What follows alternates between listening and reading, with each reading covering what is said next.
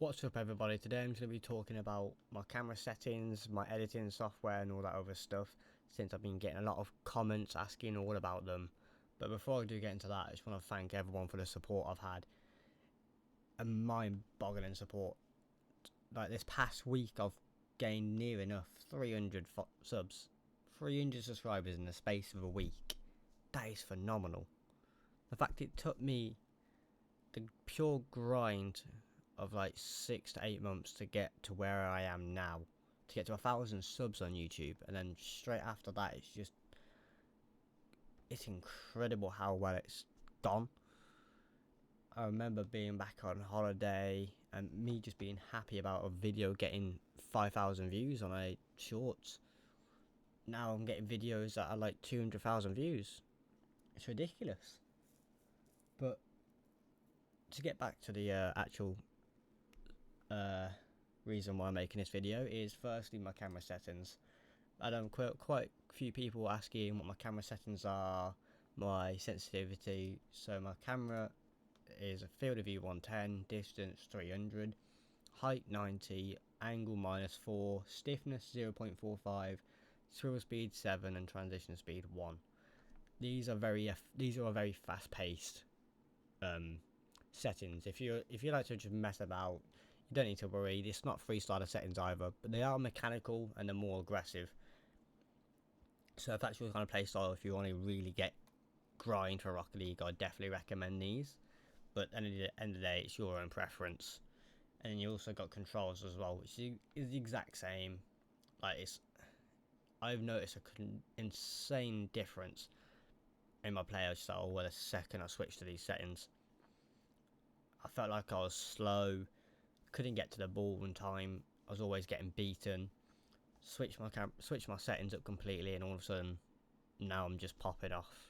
Hit GC, I think, after my week break, hit GC within the space of 3 days. Like it was nothing. So I definitely do recommend these settings more than the camera settings. But to the second part of the video, which I have had numerous comments about, TikTok, YouTube, you name it, it's been mentioned millions of times. Over exaggeration, but still, it's ridiculous how much it has been. Is my quality on a video. Now, I have had a little bit of a research.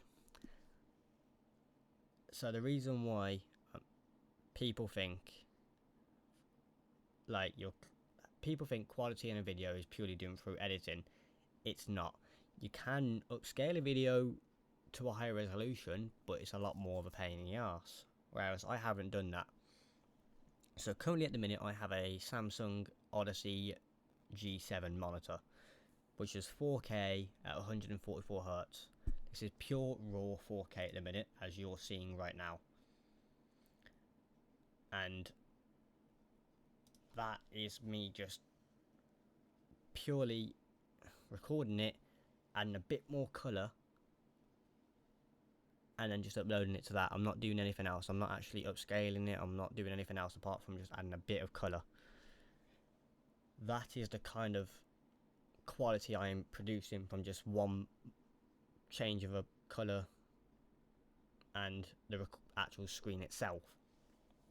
I've also had people asking, what monitors to get. I can't precisely say which monitor to get. It's purely based on preference, but if you are looking at getting a 4K monitor, there is quite a few. The monitor I've got in the minute is one of the highest priced 4K monitors you can get. That's flat screen, but also you get a lot more out of it. I wouldn't recommend asking, for any kids out there that want to start editing, I wouldn't recommend asking their parents for this, because this monitor can be more expensive than an actual PC, depending on which country you live in. But there are other monitors that are, out there. So we've got base. So the monitor, as I mentioned here, the Samsung Odyssey Neo G7, that is currently the monitor I have got. Not the curved screen though, I've got the flat screen, which as you can see, 4K HDR. But we've got mid-range monitors as well, which is also 4K HDR10, which is a mid-range one. I can't say myself if this is a great monitor. I've never had it. Same with all the other monitors. I can only go with what I know of. But if you do want a 4K monitor, I'm more than happy to look into more, research some more, and you know, see how that goes. But it's not just purely editing on how I get such great quality.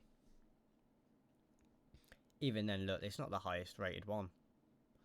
There's more higher rated ones, but a cheaper price, possibly. But that is how I do get that quality, and it's not like, oh, I'm trying to think of the word now. Yeah, it's not like you can do it on console. And people also think on console, if you just plug in a 4K monitor, all your stuff's going to be 4K. It's not necessarily, because your recording software is limited on a console. It's capped, I believe, to 1080p. So if you are on console and you want to do clips, I'm afraid there's not much you can do unless you do have a PC. But for PC users, if you don't want a 4K, you want to go a bit cheaper, I would recommend a 1440. That's still got great quality, still got great colour. If anything, actually, yeah, I'll probably say go for a 1440. You don't need any higher. It's like the perfect range of a monitor at editing software as well. So I would definitely recommend going for a gaming monitor. I can't recommend which monitor myself, but definitely would recommend getting one if you are looking at going into editing and you're really going to put that motivation in to go for YouTube, because I tell you what, it's not easy. But apart from that, I can't remember what I was going to say now. Apart from that, if anyone else does have any questions, please do let me know. I will try to answer them, even in a comment or with another video. But yeah, peace out everyone.